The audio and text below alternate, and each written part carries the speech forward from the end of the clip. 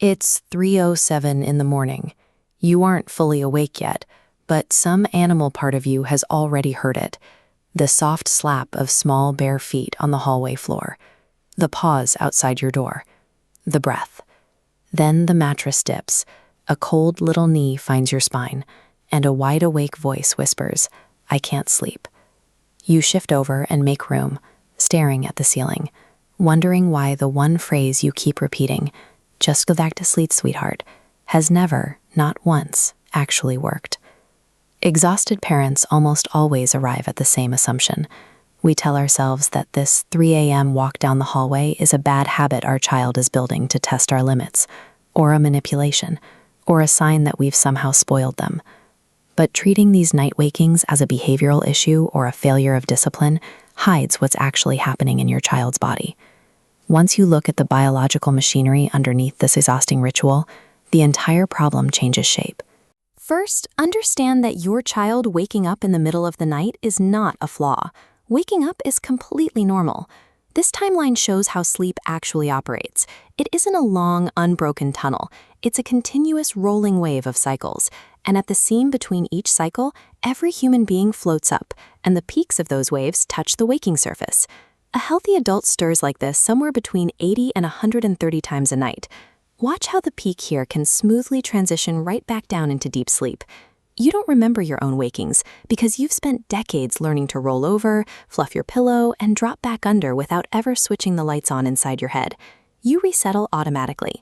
So if waking up is constant and normal for everyone, the question isn't why your child wakes up. The question is why they lack the ability to get themselves back down the way you can.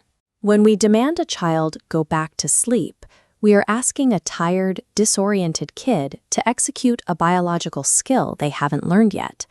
To find out why they are missing that skill, we have to trace the 3 a.m. crisis back to 8 p.m. Sleep researchers use a term called a sleep-onset association.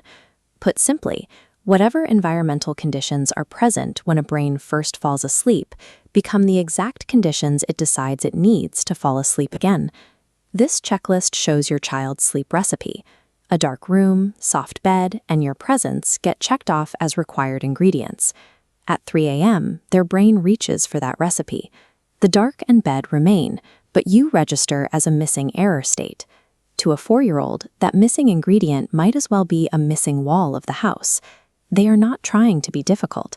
They are simply running a biological program that tells them sleep is impossible until the missing ingredient is found.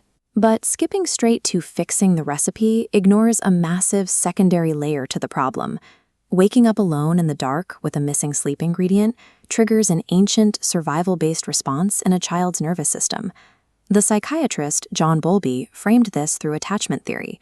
Before anything else, a young brain under stress asks a very old question: am I safe, and is my caregiver near? This diagram shows proximity at work. As the parent moves closer, the child's red stress indicator shrinks, lowering their stress chemistry.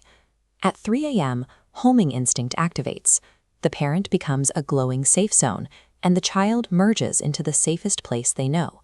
Put the two layers together, and the entire situation becomes clear. The child can't resettle alone because you are their only off switch. And the moment they notice you're gone, a quiet thread of fear pulls them toward you. It's a missing sleep habit holding hands with a primal need for safety. Here's the paradox of night wakings. You cannot fix a 3 a.m. problem at 3 a.m. In the middle of the night, both of your nervous systems are depleted and dysregulated. The actual work happens in the daylight.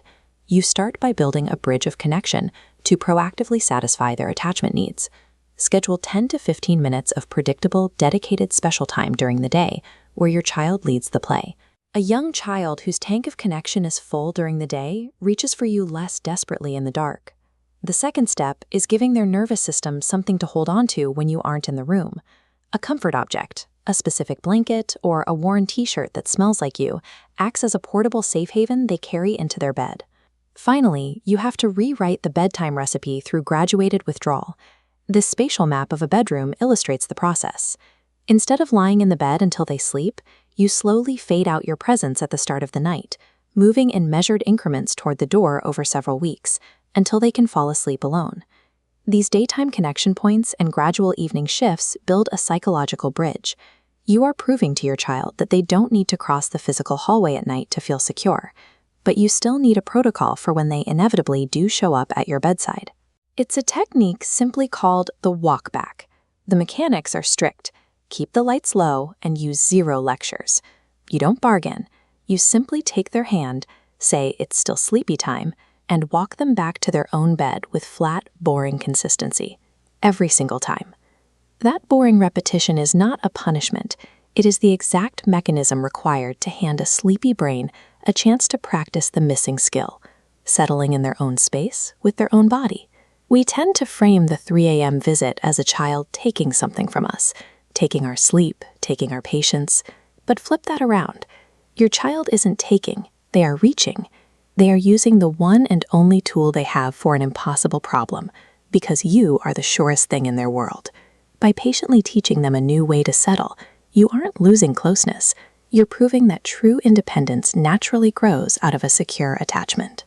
If this reframed your 3 a.m. hallway, subscribe to the channel so our next guide finds you when you need it.